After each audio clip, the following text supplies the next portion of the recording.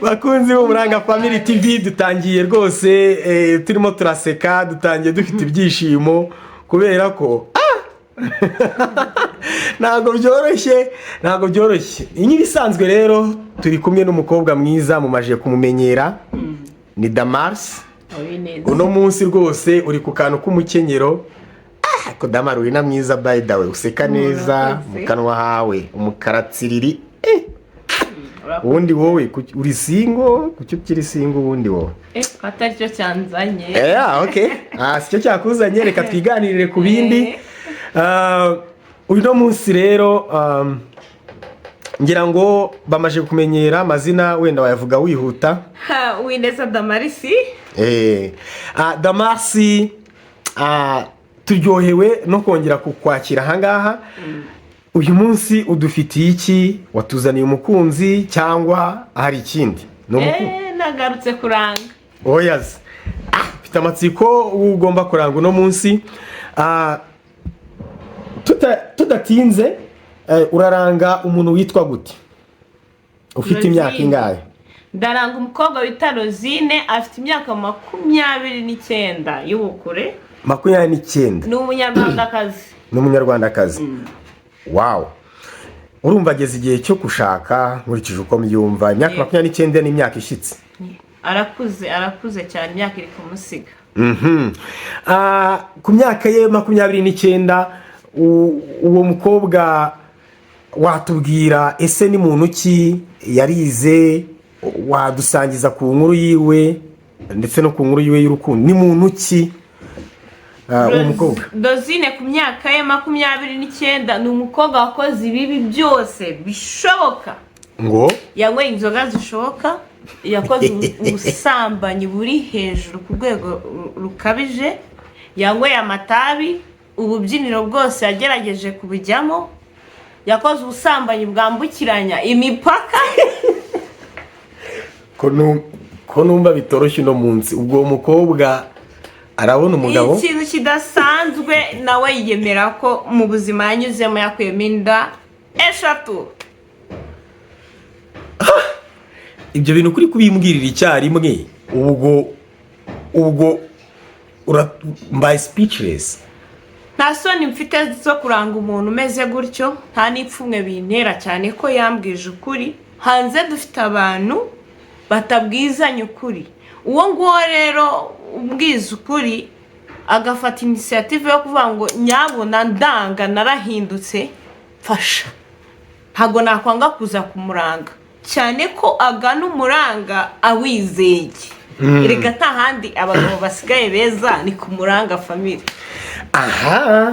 Okay. Byagenze gute se uwo muntu umukobwa imipaka yambutse ni yihe? Ubuzima bwiwe bumeze gute ko numvise mfite n'ikikango? Biteye ubwoba, nanjye mbyumva numvise ari ibintu biteye ubwoba. Ni umukobwa ku myaka ye mikeya yagize ibyago apfusha umubyeyi w'umumama. Papa we ashaka undi mugore.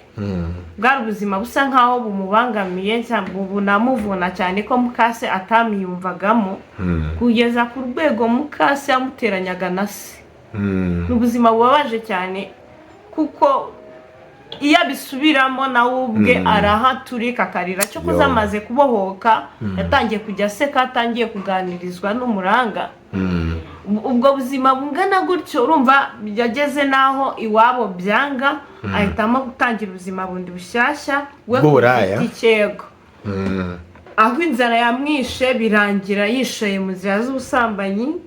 Yari umukobwa, urumva ni umukobwa niyo murebye ubu ngubu ubona ko ari umukobwa mwiza ufite igihagararo usa neza nyine. Rero ari muri ubwo buzima bw'uburaya urumva yari akiri muto. Nabwo ari umukobwa ushimishije abagabo bakunda, urumva abonaga abakiriya benshi. Kugeza no ku rwego n'abadiaspora yajyaga no mu Burundi akajya muri Kenya, Tanzania no muri Congo agiye gusambana ariko kazi Sinakwirwa nkubaza ngo ni bangahe. Burumva nawe ntiyamenye umubare. Urumva umushobora guhura n'abagabo 10 ku munsi. Nari gigeze kumbwira ngo bana yandi. Urumva tumaze iminsi turi kuganira, urumva ntabwo naza kuranga umuntu tutaganiriye. Ari gigeze kumbwira ukuntu yahuye n'umugabo biranga neza, birangira agiye kwivuza kubera ukuntu nyine yari yamwangije ku myanya ye kwicara biri kwanga. Numva ni ibintu biteye ubwoba, njye numvaga ko binasanzwe bibaho. Urumva urwego yasambanagamo ku munsi ruri hejuru pe ugereranyije n'abandi bantu bakora umwuga w'uburaya. Kuko ni mwiza of course, wahoze nanyereka n'amafoto ye, ni mwiza pe, ni mwiza cyane, anagira n'umutima mwiza, usibye ako kantu kabayeho ko kuba yakwishora muri izo ngeso mbi zitewe n'ubuzima bundi bwabanjeho. Uburaya abumazemo igihe kingana iki? Yakoze uburaya imyaka igera muri 5, kuko nyuma yaho amaze kubukora yaje kugira ikibazo baramufunga. Byagenze gute? Karindi nkurura. Hari umugabo ufite uko abayeho mu buryo bw'ikofi bahuye, amukongeza ikintu bita umutezi. N'uwo mugabo nawe agiye iwe birangira awukongeje umugore we, bibagira abayazana wo gusenya uwo mugabo. Urumva yahise atandukana n'umugore we.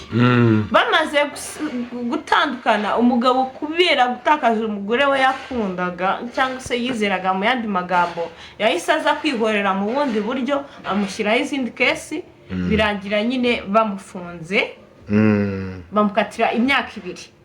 Aho muri gereza niho yicaye yitekerezaho. Urumva ubuzima bwo muri gereza, nawe uri umwana w'umukobwa mwiza ufite uko agaragara inyuma, usibye no kuba nyine afite yarakoze ibyo bintu byinshi, n'ubusanzwe agira umutima mwiza, ni wa muntu wasaba serivisi ntayikwime kandi nzima. Iyo myaka 2 bamaze kuyimufunga, afata inyigisho nk'umugororwa uri muri gereza. Nyuma aza gufata umwanzuro, asanga ibyo yari arimo akeneye kubivamo. Ubu yabivuyemo rwose. Yafunguye yarabivuyemo? Yafunguwe yaratangiye kubivamo, kuko akimara kuva muri gereza yatangiye atangira gusenga, akajya gusenga, bitangira gutangaza abantu ku musozi w'iwabo, akajya agerageza no kugaruka mu rugo iwabo. Mukase nyine ukabona ko hari ukuntu atangiye guca bugufi, cyangwa se wenda arenzaho ku byo mukase amukorera. Igitangaje, yarambwiraga ngo yarakijijwe, ukumva ko n'ubundi donc sinzi niba uri kubyumva. Muri uko gukizwa kwiwe hari abantu batabyemeraga ko yakizwe. Aherutse no kubatizwa, kwezi kwa 8 yarabatijwe, ubu n'umwizera mu itorero rya ADEPR. Baba we, uwo mukobwa rero mise numva mfite amatsiko kuki atiyizenga ibintu tubyiganirire koko. Nibiba ngombwa zaza, ariko by'umwihariko yantumye ngo uwumva yakwemera kumwakira kuhahise yamugana. Ariko umusore uri kutwumva, wagira ngo umusore akeneye ameze ate? Kagira inkuru tubwire, ashaka umusore umeze gute, ashaka umukunzi umeze gute, ufite izihe ndangagaciro, cyane yuko nawe indangagaciro ziwe wenda umuntu arahinduka, ariko ikigaragara cyo nyine nuko wenda hahise hiwe atitwaye neza. Kondisiyo ya mbere umukunzi akeneye agomba kuba yujuje, agomba kuba abana n'ubwandu bwa sida. Ngo iki? Ko bigutunguye? Kondisiyo ya mbere akeneye, ashaka umukunzi ubana n'ubwandu bwa sida. Mu yandi magambo, nawe ararwaye, akeneye umuntu bahuje ibisubizo.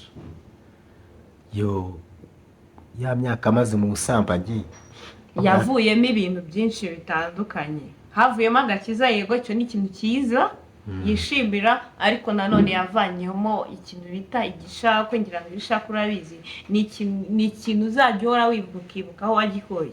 Yakuyemo sida, yakuyemo uburibwe buri hejuru, harimo no gufungwa.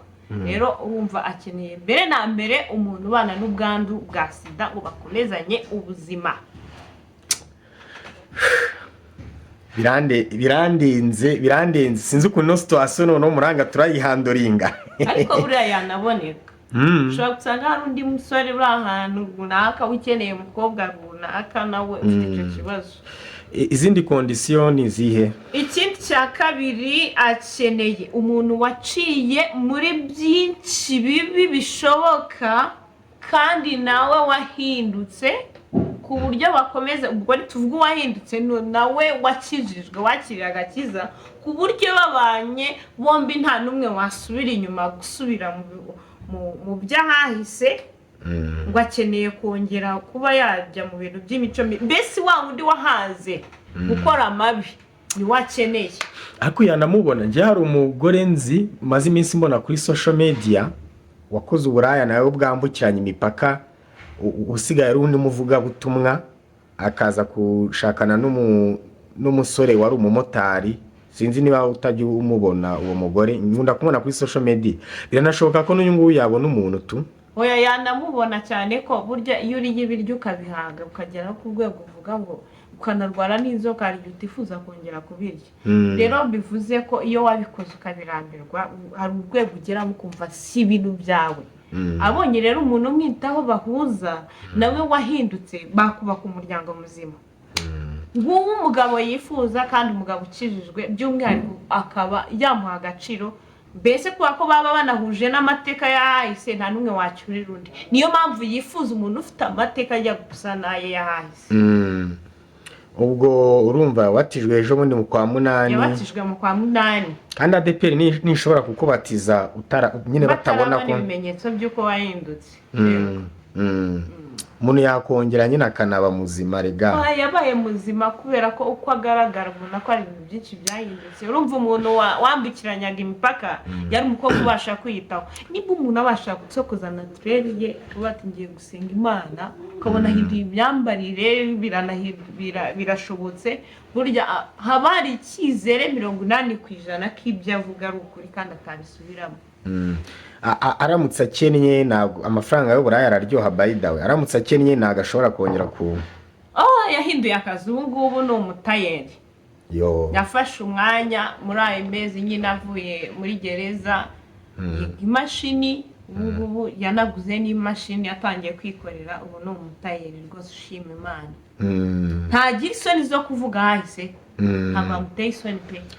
Gusaba ikintu kimwe, wambabariye akazazana kuri kamera niba nta kintu nyine nge ndumva afite inkuru, wenda uduciriye muri makeya, ariko ndumva twakura, ndumva nshaka kumva inkuru yiwe nyine birambuye tu. Kumuzana ni ibintu byoroshye, nzamuganiriza muzane, cyane ko akunda umuranga, ajya areba ibiganiro byanyu.